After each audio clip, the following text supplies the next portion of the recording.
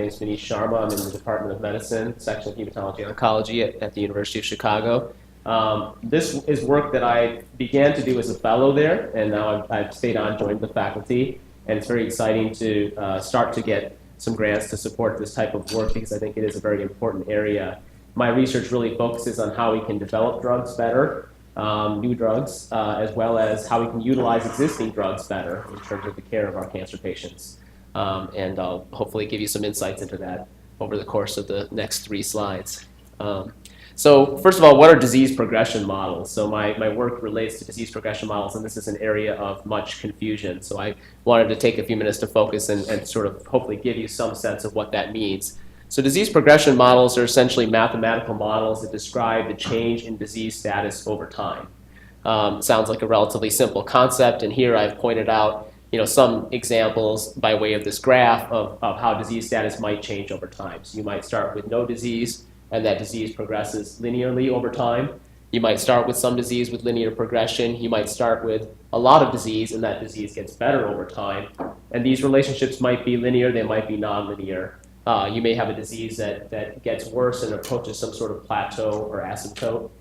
So those are all examples of things that you might see when looking at various different diseases, and this doesn't relate just to cancer, but to any chronic progressive disease. So same type of concept in, say, for example, neurologic diseases like Alzheimer's disease or Parkinson's disease. So this is the kind of modeling work that I've been up to. Examples of different phenotypes that you might look at, we oftentimes call the disease status a phenotype.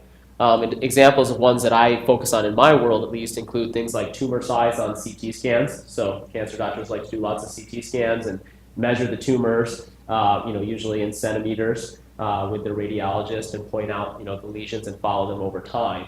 And so anything that you can follow over time can be modeled in this manner. So tumor size on CT scan is a big phenotype that's thought to represent how much disease burden somebody has. Another example is tumor markers in the blood. For example, probably the simplest one that everybody can kind of relate to, especially the men in this room, is prostate-specific antigen, or PSA, which is a marker that your general internist might order in order to screen for development of prostate cancer, although there's a lot of controversy about how good it is as a screening tool. There's many other examples depending on the cancer that you're looking at in our field, and of course now there are even more interesting things, like people are looking in the blood at circulating DNA from tumors that you can detect in the blood. There's all kinds of interesting blood biomarkers that you can go after, and as long as you can measure them over the course of time, you could build a model that would describe that change. Another example is symptom scores reported by patients. So it's become a very popular and interesting idea, and I think for good reason, that when we talk about patient symptoms, we should be developing that data from the patients themselves. So it used to be sort of the old school or old-fashioned approach was that a doctor would assess a patient's symptoms, and then through writing their notes and whatnot would score that patient's pain or neuropathy symptoms or whatever it might be, quality of life type of symptoms. And now it's become much more common to give patients validated questionnaires where they go through themselves and they mark, how much are you feeling this symptom today or in the last week? And they go through a whole series of questions and answers, and they do that periodically over the course of time. And so that's where we get these, validated symptom scores that we can then use to assess whether patients are getting better or getting worse, depending on the specific disease that you're looking at. So these are all examples of areas, I think, in which disease progression models can be very helpful at helping us understand the disease and therefore understand better how to treat it.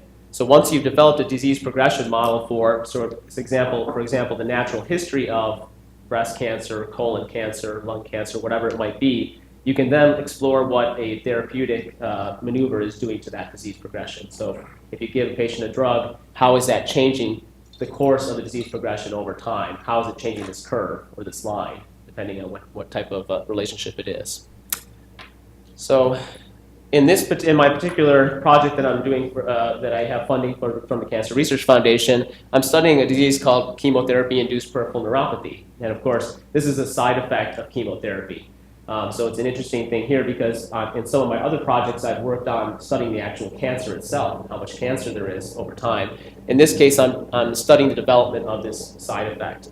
And I think CIPN, which I'll call it for short, is a very important topic because it's very common, and I think as anybody can attest to who may have had a friend or family member go through chemotherapy of this type, it can be quite debilitating and quite uncomfortable for the patient. Usually presents as numbness or tingling in the fingers or toes, and it can start shortly after the start of chemotherapy, or it can happen many, many months into chemotherapy. It can evolve into discomfort or pain in those areas. People can also develop functional deficits. They can have trouble buttoning buttons on their shirts, opening jars, sometimes even walking because of the impact of the nerves on the feet. So these are real problems for patients, obviously, and something that we wish to avoid or prevent if we could. One of the issues with CIPN is that there's substantial variability between patients, and we don't really understand why that is. So, in our clinics, for example, I give a lot of oxaliplatin because I see a lot of colon cancer patients. It's one of the drugs that can cause peripheral neuropathy. I see some patients who get the same exact dose as a patient right next door, and for whatever reason, this patient develops neuropathy very quickly after just a few doses, and the patient next door has been on therapy for 6 or 9 months and has hardly developed any neuropathy at all. So there's quite a difference from patient to patient in terms of how severe it is, when it develops, whether it goes away when you stop the chemotherapy, and how quickly it goes away.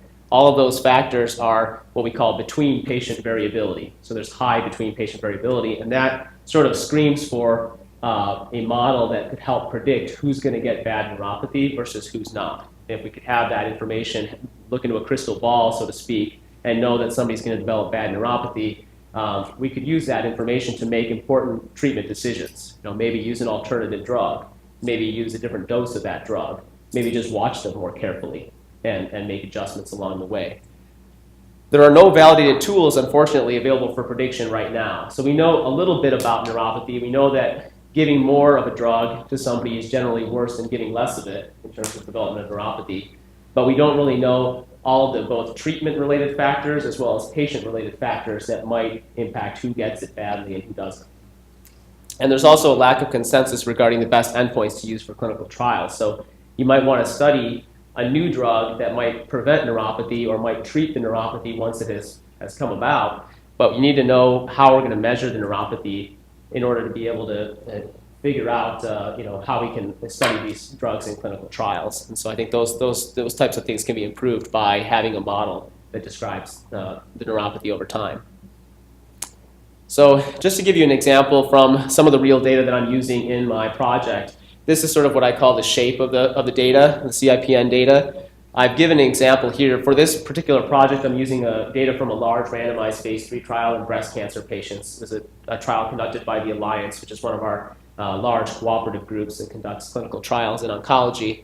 And this is data from the paclitaxel arm of that clinical trial. So paclitaxel is a very commonly used drug for breast cancer, also used in other cancers like lung cancer, for example.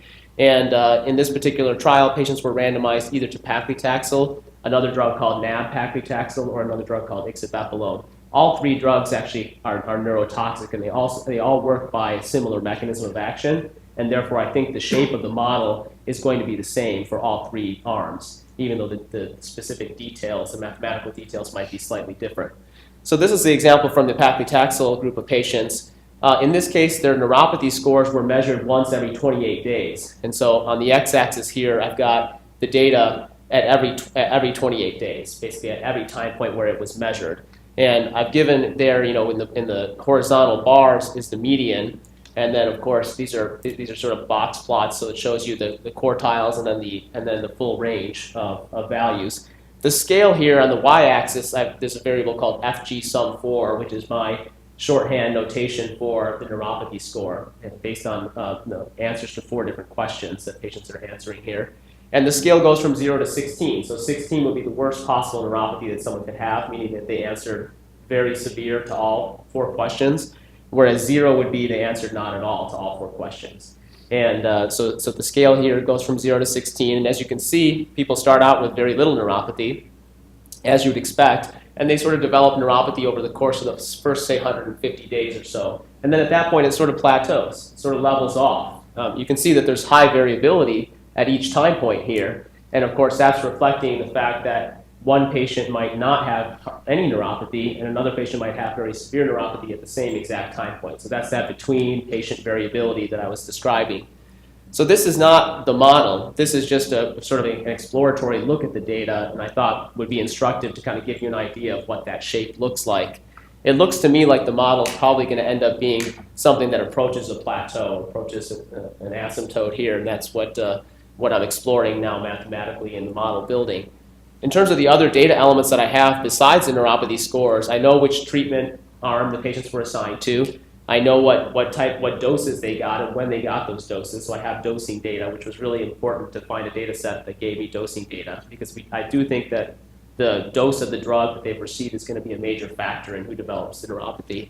And then I've also got what I would call clinical and demographic baseline variables like height, weight, age, race, history of prior therapies. So some patients with breast cancer, this is a clinical trial in metastatic disease, but some patients with breast cancer were treated with paclitaxel or a similar drug in the adjuvant setting at the time of surgery.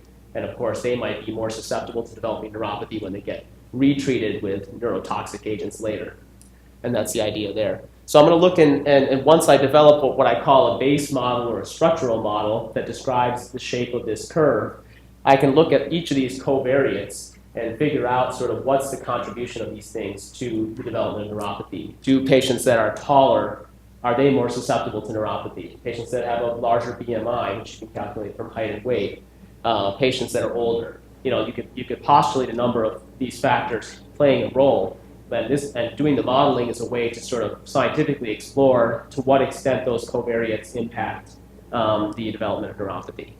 And I think that this type of work, I feel at least, is very important because I think CIPN is a great thing to study and could potentially have large impact on future clinical trials, because if I'm able to develop a model and then simulate from that model, I would be able to explore whether a certain type of endpoint was better than another type of endpoint for a clinical trial, for example. So once I can understand the shape of the data and how it changes over time, some of those questions are able to be answered that might guide future development of drugs.